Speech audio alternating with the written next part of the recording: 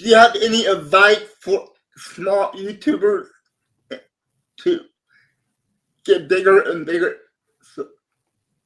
Yeah. Stay the hell away from me. Do not come after my subs. That's the first piece of advice. If I find out that you're a threat to me, we're done. I'm trying to take some of your stuff. No, I think that's a misconception too. I think like YouTube, there are so many people watching YouTube that it's about like showing that there's enough eyeballs out there for everyone. And like you're going to find fans that are Packers centric. And then hopefully you find NFL fans who like what you have to say about the Packers and hopefully about the NFL. So like, I think the advice all of us give when asked about it is like, just stay consistent. That's like the most important thing. If you're doing one video a week and it's every Wednesday, show up every freaking Wednesday, make your video. And I think this is also another piece of advice that's out there. It's like, try to get a little bit better every video. I don't really follow that advice. I feel like I'm just like, let's just try not to mess up what we did last week. Like if we had a good video last week, let's try not to F that up moving forward, but try to get a little better every time. I think those are two good pieces of advice. And then it's just about like evolving and finding like what you do well. And that took me a really long time to figure out. Like if I could go back and do, the Broncos seasons when they had Simeon and Lynch and Flacco and Keenum, all these quarterbacks who didn't work out, I would have doubled down on the angle of me suffering as a Broncos fan versus being like optimistic that they're going to figure it out and like what had worked when the Broncos were really good.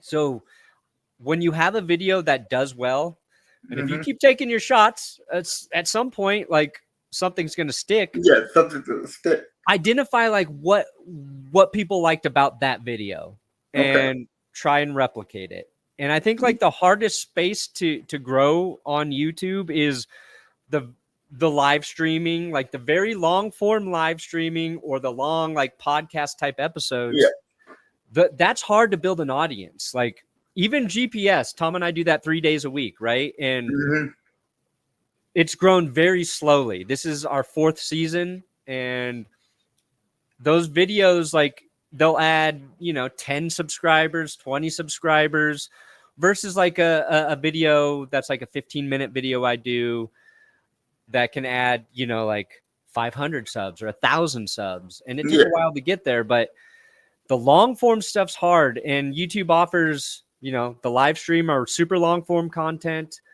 your produced videos, and that can be like a 3-minute to 20-minute video. That's where the bread and butter is.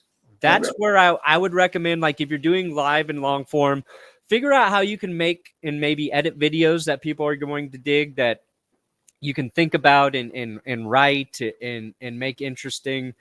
And then there's shorts, right?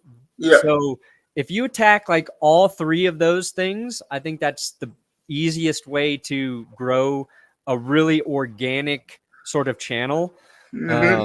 Or just get really freaking good at doing one of those things. And I don't know how people do it with just shorts. I feel like that's kind of my weak spot, but we try shorts.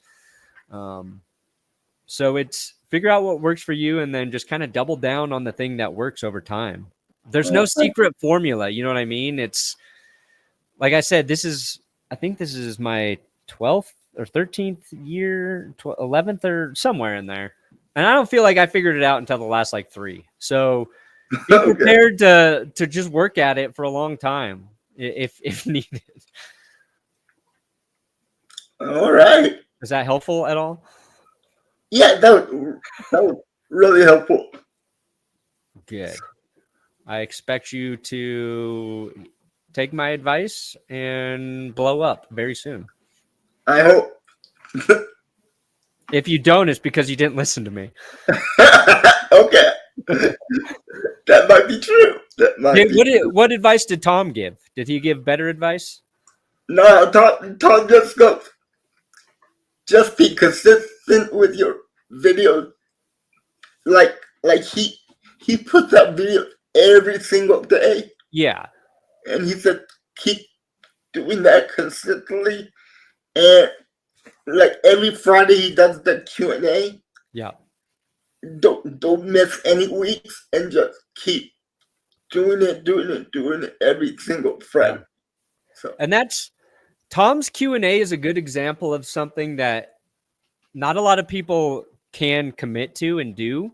yeah, And it's not a thing that like grows his channel, right? Like it doesn't add a ton of subs. yeah, it doesn't. But what that has done for Tom and what is genius about it is he has built such a good relationship with the most loyal part of his audience, right? Like they know he's going to show up for them every Friday. Yeah. They interact with each other. They go there to be with Tom. They go there to talk to each other. And that base, that hardcore base has grown. And that fuels all of your videos. If you have a couple thousand people who show up to watch every one of your videos, that plays well within the YouTube algorithm and ecosystem. And that's like one of the coolest and smartest things he's done. I can't commit to doing something like that. Like doing, GPS 3 days a week and then clickbait whenever we do it. Like that's big enough for me. But it's brilliant. And I think that's, if you can add something like that to talk to the people who support you, to learn from the people who support you, because they know what's good.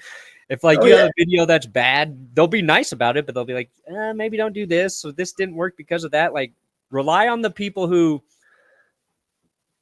value what you do versus, like random haters like this video sucks. You're stupid. Look for the constructive criticism because that's a good guiding point too, I think. Yes. Okay. And also, that was really helpful. Thank you. And if you like the Texans, add them to the mix. Be a Packers guy, and then also be like, you know what? Let me talk about another team a little bit because there's going to be, Texans fans out there looking for, extra. I don't think a lot of people have been putting out extra Texans content over the last few years. Now they've got a team to be excited about. So, figure out how to add little pieces as you go. That is very helpful. Thank you. Yeah, I hope so.